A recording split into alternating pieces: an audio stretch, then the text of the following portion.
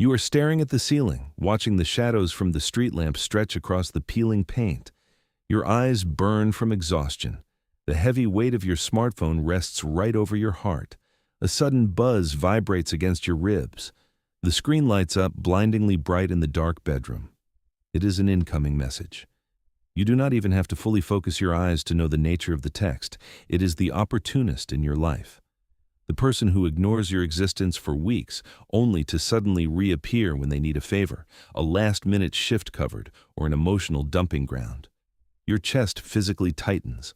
A slimy chill of guilt crawls down your spine, settling deep in your gut. Your jaw clenches. Every nerve ending in your body begs you to slide the phone face down onto the nightstand. But your thumb unlocks the screen anyway. You open the chat window, staring at the cursor blinking against the white background. You type a refusal, delete it, and rewrite it so it sounds softer. Then you erase the whole thing. Your fingers automatically type the response they have been conditioned to produce. Sure, no problem. Let us dissect the exact moment you surrendered your dignity. This is the weak version of you. An anxious autoresponder who equates compliance with survival. You operate under the desperate delusion that if you just eliminate all friction, you will be safe. Now, look at the contrast. Picture the ruthless version of you. This version feels the phone vibrate against their ribs. This version shifts their gaze to the screen, reads the preview text demanding their time, and feels absolutely nothing. Their thumb rests on the power button. A single click. The screen goes black. They roll over, pull the blanket up to their shoulder, and go to sleep. Why does that second scenario make your stomach knot up in panic? Because you have mislabeled your own behavior. You call yourself a good friend. You call yourself a reliable partner. But being too nice is not kindness. It is a covert anxiety response. Every time you apologize for taking an hour to reply, every time you rearrange your entire weekend to accommodate someone who would not cross the street for you, you are not being generous. You are paying a ransom. You think you are buying their loyalty with your endless sacrifices. But human psychology operates on a much colder frequency. To them, you are not a loyal ally. You are a free vending machine. Watch how someone interacts with a vending machine in a sterile hallway. They walk up, press a button, and expect the product to drop. They do not ask the machine if its internal gears are grinding themselves to dust. They do not care if its power supply is failing. They just want the soda. That is exactly how the opportunist views your energy. You dispense validation, money, and time on command. And what happens when a vending machine finally gets stuck? What happens when you are completely depleted and finally try to say you are too exhausted to help? They do not extend grace. They do not suddenly recognize your humanity. They just kick the glass. They hit the side of the machine, rocking it back and forth until it drops the favor they feel entitled to. The moment you truly see this dynamic, a sickening clarity washes over you. You think the solution is simple. You assume you just need to grit your teeth, swallow the guilt, and force yourself to text back the word no. You are wrong. If you just say no without understanding the deeply ingrained biological wiring of the people who are exploiting you, you will walk straight into a psychological slaughter. They will see your sudden refusal not as a personal boundary, but as a mechanical malfunction. And they will crush your resolve until you apologize for daring to stand up for yourself. Next, we expose the exact neuroscience of why your constant availability makes them physically incapable of valuing you. Picture the neon glare of a casino floor. You sit in front of a slot machine, pull the heavy steel lever, and immediately hit the jackpot. Coins cascade into the metal tray, clinking loudly against each other. Your pulse accelerates. You pull the lever again. Another jackpot, a third pull, a third win. Now, fast forward exactly 20 minutes. You are still pulling the lever. You are still winning. But your shoulders slump against the back of the chair. You are rolling an unlit matchstick between your thumb and index finger, staring blankly at the spinning lights. You are bored out of your mind. The thrill evaporated the exact second the outcome became a certainty. This is not just a lesson in casino mechanics. This is the raw biological hardware of the human brain. The dopamine system does not reward certainty. It thrives on tension. It fires strictly in the narrow, uncomfortable gap between anticipation and the unknown. When an outcome is guaranteed, the brain conserves energy. It stops paying attention. When you become 100% predictable, the people around you undergo a neurological shift. Their brains literally stop registering your presence as a valuable reward. You become background noise. You become the humming refrigerator in the kitchen. They only notice it when the power cuts out. Look closely at the weak version of you. A text arrives. The screen illuminates a photo of a friend who canceled on you last weekend. Your chest tightens slightly, but your fingers are already typing an enthusiastic reply. You leave a plate of cooling pasta on the kitchen counter, pacing across the linoleum floor to take a call from someone who only uses your ear as a trash can for their chronic complaints. You answer every message within 3 minutes, desperate to prove your reliability. You have flooded the market with your own supply. By printing endless amounts of your attention, you have caused a hyperinflation of your own worth. A paper currency that can be scooped up off the ground by anyone at any hour holds zero purchasing power. Machiavelli understood a ruthless biological truth centuries before modern neuroscientists mapped the cerebral cortex. Absolute availability is the ultimate display of weakness. Whoever is perpetually accessible serves, they do not lead. Now, watch the ruthless version of you operate within the exact same environment. The smartphone on your desk lights up with a demand dressed up as a casual favor. You do not flinch. Your breath remains steady, your ribcage rising and falling in a slow, measured rhythm. You do not swipe the screen to draft a carefully worded apology. You do not fabricate an excuse about being stuck in traffic or taking a shower. You simply let the glass glow until the backlight dies and the screen fades back to pitch black. You trace the cold rim of your water glass, take a slow sip, and turn your eyes back to your work. You introduce the razor-sharp element of the unknown. The moment you withdraw your guaranteed presence, you force their neurological wiring to recalibrate. You inject a violent spike of scarcity into a system that has grown morbidly obese on your endless compliance. They send a message. They receive silence. Their dopamine receptors misfire. For the first time in months, they actually have to look at you not as a mechanical utility, but as a sovereign territory. You have become a puzzle they cannot automatically solve. Understanding this dopamine trap is merely clinical theory. Knowing the mechanics of the brain will not protect you from the invisible snipers already positioned in your daily routine. How are they exploiting your predictability right now, today? In the next chapter, we dissect the 3 specific battlefields where your respect is being stolen on a daily basis. If you do not recognize the exact architecture of these traps, you will bleed your most vital energy before you even sit down for lunch. Your phone vibrates against the edge of the nightstand, sliding a fraction of an inch across the wood. The screen illuminates the dark room, projecting the blinding white interface of your company's messaging platform against the ceiling. A non-urgent question from your boss. Your eyes burn from staring at monitors all day, but your arm shoots out from under the blanket anyway. You squint through the glare, fingers fumbling over the glass keyboard to fire off an instant, comprehensive reply. You hit send, drop your head back onto the pillow, and wait for the brief hit of validation that you are a dedicated, indispensable employee. But that is not what just happened. You did not just prove your work ethic. You just sent a silent behavioral broadcast that your personal life has absolutely zero market value. By leaping to attention long after the workday has died, you have trained them that your boundaries are merely suggestions. You are free labor wrapped in a desperate need for approval. The second trap triggers before you even leave your living room.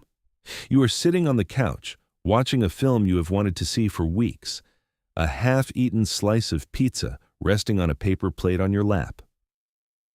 The phone chimes. It is a massive block of text from a friend, not a conversation. A chaotic, unfiltered emotional dump complaining about the same entirely preventable crisis they have been dragging you into for 3 years. Your jaw clenches. You pause the movie.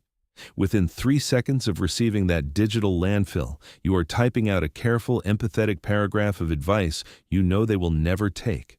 You tell yourself you are being a loyal anchor. You are lying. You are not a friend in this dynamic. You are an emotional trash can. They do not value your wisdom. They value your emptiness. They dump their psychological waste into your nervous system so they can walk away feeling lighter, leaving you to carry the weight of their unregulated anxiety while your pizza goes cold. The third arena is the most sophisticated because the weapon used against you makes no sound at all.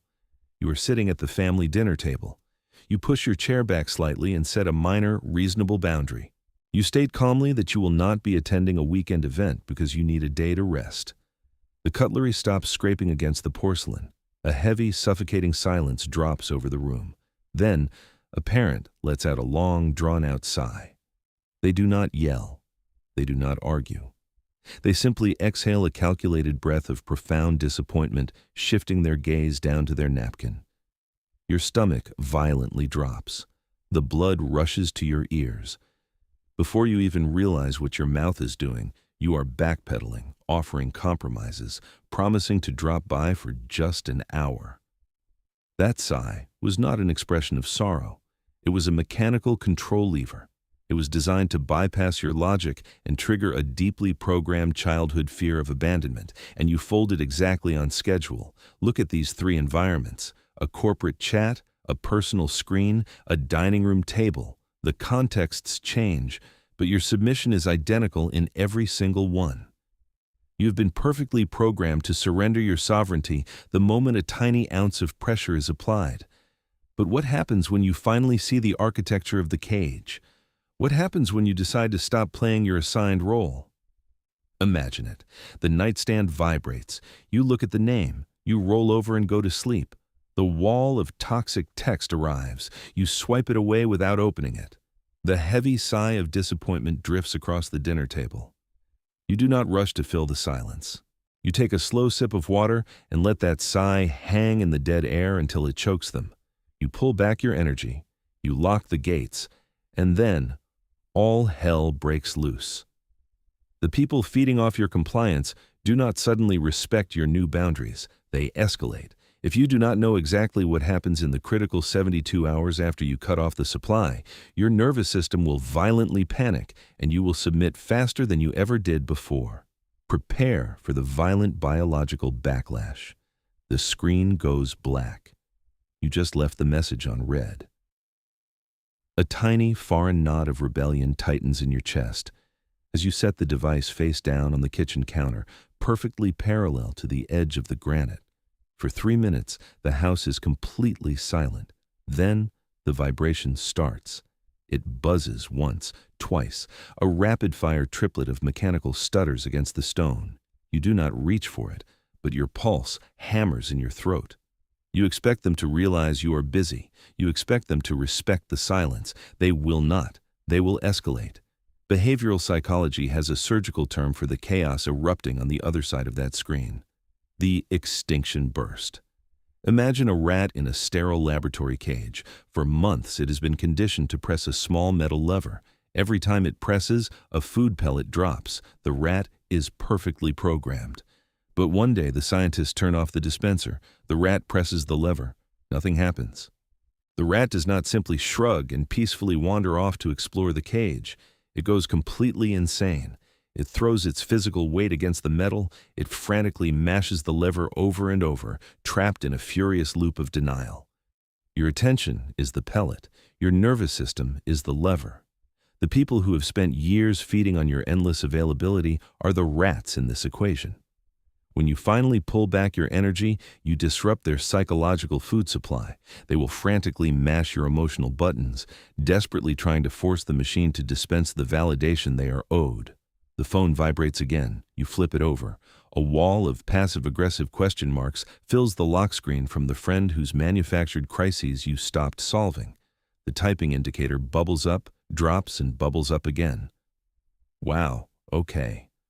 Guess you are too busy for me now. They accuse you of changing. They tell you that you are acting cold, weaponizing guilt to force your hand. They are smashing the lever. The next morning at the office, you sit in the weekly alignment meeting, rolling an unopened sugar packet between your thumb and index finger. Your boss leans forward, scans the room, and drops a snide, heavily coded joke about your newfound unavailability. A subtle public jab wrapped in a corporate smile, designed to test the structural integrity of your new boundaries. They are smashing the lever. The weak version of you cracks under this friction. A suffocating heat crawls up the back of your neck. You assume this escalating conflict means you made a mistake. So you panic. You scramble to smooth things over, laughing awkwardly at the joke, drafting a massive groveling paragraph to the friend. You dispense the pellet. You reset the trap. And you teach them that if they just push you hard enough, your defenses will shatter. The ruthless version of you operates on an entirely different internal architecture. You do not sweat. You watch this frantic button mashing with cold, detached amusement. You hear the passive-aggressive jab at the meeting, look your boss dead in the eye, and offer nothing but a slow, unblinking nod. You watch the question marks stack up on the glass screen and feel a grim, silent satisfaction. The extinction burst is not a sign of failure. It is the biological proof that your strategy is working perfectly. The machine is broken. They are starving. But staring down a starving ego requires immense, draining focus. Surviving this chaotic backlash relies heavily on raw willpower, and willpower is a biological resource that depletes with every passing hour. By the second day of the silent treatment, your brain will start playing tricks on you. It will beg you to send one tiny message just to relieve the unbearable social tension. You cannot rely on a tired mind to win a war of attrition. You need a mechanical, physical system to paralyze your fingers before they type out that cowardly apology. The screen flares white against the dark wood of your coffee table. A single notification bubble appears. You do not even need to unlock the glass to read the full message. Just the first 4 words are enough to send a cold electric shock straight to your gut. It is a dense, heavy block of text from someone accustomed to your immediate compliance, dripping with manufactured guilt about your sudden unavailability. Your pulse instantly accelerates, hammering a frantic rhythm against your ribs. Your breath grows shallow and tight. The weak version of you reacts purely on biological instinct. A sickening drop hollows out your stomach, and your fingers twitch, instinctively reaching for the device. Your panicked brain screams at you to type out a massive paragraph of excuses, to layer it with apologies, to bend the knee so the unbearable social pressure in your chest will finally dissolve. You want to fix it. Do not touch that device. Do not try to fight this mental chaos with logic. Hijack the body instead. The exact second your hand reaches out, freeze your wrist, turn your palm over and place the phone face down on the table. The sharp click of plastic against the wood is your starting gun. Stand up immediately. Push your chair back and physically leave the room. Walk down the hall and find a tangible physical anchor. Wrap your hand tightly around a cold, brushed metal door handle, or press your bare fingertips hard into the rough, unpolished edge of a wooden desk. Do not close your eyes. Stare at the grain of the wood or the shadows on the floor. Focus every ounce of your raw attention on the temperature, the texture, and the undeniable physical weight of the object pressing into your skin. You must ground yourself in physical reality to violently snap the emotional tether, pulling you back to that glowing rectangle. Now, look at the wall clock or set a timer on your wristwatch for exactly 15 minutes. Here is the exact biological reason why. The panic flooding your veins right now is not a moral failing. It is a chemical dump. Cortisol, the primary stress hormone currently blinding your logic and demanding immediate submission, has a biological half-life. It peaks, it burns incredibly hot, but within 15 minutes the chemical fire begins to run out of oxygen. You cannot outthink cortisol, but you can outweight it. The weak version of you tries to resolve anxiety in seconds, sacrificing long-term respect for immediate relief. The ruthless version of you locks the anxiety in a room and watches the clock. You stand there, gripping the metal handle, until your breathing slows to a steady, heavy pull. The heat leaves the back of your neck. The mechanical stutter in your chest flatlines.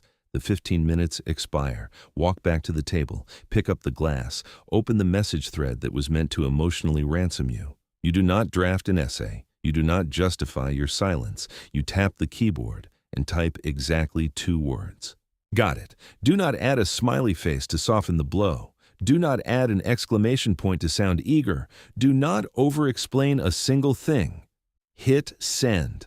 Put the device in your pocket. This physical delay is a psychological weapon. It starves their dopamine receptors. They threw a digital grenade over the wall, expecting to hear you scramble, anticipating the familiar, satisfying rush of your immediate capitulation.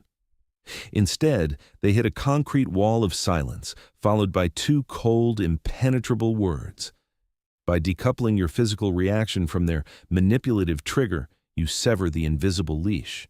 You reclaim absolute sovereignty over your own nervous system.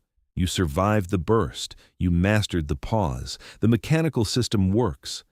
But playing a defensive game with timers is only a temporary shield. The ultimate goal is not to spend the rest of your life ignoring texts and gripping door handles.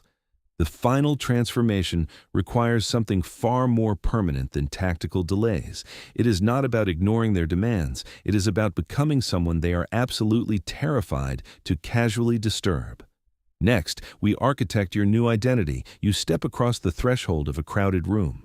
A month ago, this exact environment would have triggered a visceral biological panic. The weak version of you would have immediately scanned the eyes of the room, desperately cataloging every raised eyebrow and tight lip, calculating exactly who needed to be appeased. You would have shrunk your posture, laughed too quickly at a mediocre joke, and instantly offered to fetch a chair for someone perfectly capable of pulling it out themselves. You existed strictly to lubricate their comfort. Notice the physical reality of today. You walk through that same door, and your weight sinks deeply into your heels. Your shoulders, which spent years pinned up by your ears in a state of perpetual apology, have completely dropped. They hang heavy, relaxed, pulling your spine straight and forcing your chest open. You do not rush to fill the sudden heavy silence that falls when they register your arrival. Your gaze is slow. It drifts over their faces deliberately, completely unbothered by the unspoken demands hanging in the thick air. A relative seated by the window sighs loudly, shifting a ceramic coffee mug on a glass coaster, waiting for you to jump in and ask what is wrong. You just look at them. You let the silence stretch until it becomes physically unbearable for everyone else in the room. And then, you simply look away and take a seat. This is the exact moment the psychological tectonic plates shift. The crowd operates on a hidden predatory calculus. They instinctively detect social hunger. When you constantly adjusted your personality to ensure everyone was pleased, you signaled a fatal internal deficit. Every nervous smile and over-explained boundary told them your worth was a currency only they could print. You handed them the printing press, but power operates by the absolute laws of a vacuum. It naturally, violently flows toward the person who requires the least amount of validation. The moment you stop treating their approval as oxygen, you suffocate their control over your nervous system. He who needs nothing from the crowd commands the crowd. Pay close attention to the sensation inside your ribs right now. It is not the frantic, jittery buzz of a temporary victory. It is expansive. It is an eerily calm, heavy peace. It is the distinct feeling of stepping out of a deafening storm into absolute, unshakable silence. You realize with total clarity that their disappointment is completely harmless. It cannot burn you. It cannot touch you. Someone across the table deliberately makes a passive-aggressive comment about your recent change in attitude, nervously peeling the paper label off a condensation-soaked water bottle. They are designing a trap to hook your insecurities and drag you back into the familiar dirt. A few weeks ago, your mouth would have instantly flooded with excuses. Now, you do not explain yourself. You do not snap back. You simply let their words hit the floor and die there. You sit back in your chair, watching them silently squirm in the suffocating quiet of their own failed manipulation. You have ceased to be a resource. You no longer exist to be mined for favors, harvested for temporary attention, or drained for bottomless emotional support. You have become a force of nature, immutable, unbothered, demanding absolutely nothing from them, and therefore impossible to control. The ruthless version of you does not need the room to narrate your value. You simply exist, taking up space without a single fraction of an apology while they scramble to adjust to the crushing new gravity of your presence. You have built the armor. You have killed the vending machine. The internal shift is securely locked into your physiology. But theoretical impenetrability is entirely useless if it shatters under live fire. There is exactly one final test left. The hardest one. What you do in the next 24 hours will permanently decide if you stay a victim pretending to be strong, or if you rise as the absolute architect of your own life. In a few minutes, the audio will cut out. The screen will go completely black. You will be sitting in your room, entirely alone with the lingering echo of everything you just realized. The theory ends here.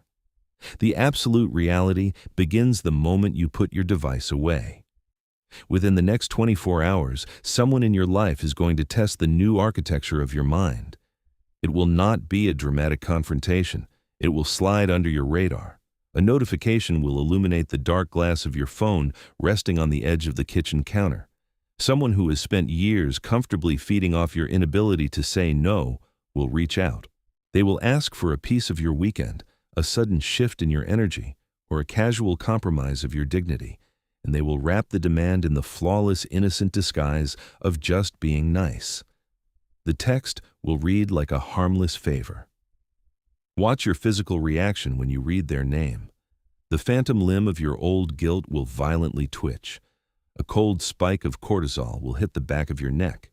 The muscles in your jaw will tighten, and your thumb will automatically hover over the keyboard. Your brain will desperately try to pull you back into the familiar, comfortable dirt. You will feel an overwhelming, almost suffocating urge to draft a massive paragraph. You will want to carefully detail exactly why you cannot help them, padding your refusal with soft emojis, excessive apologies, and frantic promises to make it up to them next week. Stop. Take your hand off the device. The moment you over-explain your boundaries, you completely betray yourself. An excuse is not a polite decline. It is a negotiation tactic for the weak. Every time you justify your absence, you signal to the predator that your refusal is merely a temporary logistical issue they can guilt you out of. You hand them the exact scalpel they need to dissect your resolve. They are not actually asking for a favor. They are running a subconscious calibration check. They are rattling the handle to see if the door to your nervous system is still unlocked. Will you fold? Will you let the exhausted, overly accommodating ghost of your past drag you back into submission? Or will you let the deafening silence speak for you? You read the message. You watch the typing indicator vanish. You press the side button, locking the screen. You place the phone face down next to a half-empty coffee cup, listening to the quiet, mechanical hum of the refrigerator. You do not type a single letter of explanation. You let them sit in the heavy, agonizing uncertainty of a boundary they can no longer breach. You let them starve. You are standing at the absolute edge of the knife. Today is the day you execute the weak version of yourself.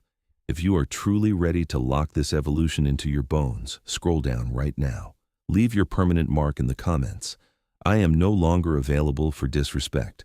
But do not mistakenly believe the war ends with one quiet victory. The moment they realize the old vending machine is permanently broken, the real games begin. Click the video on your screen right now to uncover the 5 dark manipulation tactics they will immediately deploy when they realize you have finally changed. The board is set. Make your move.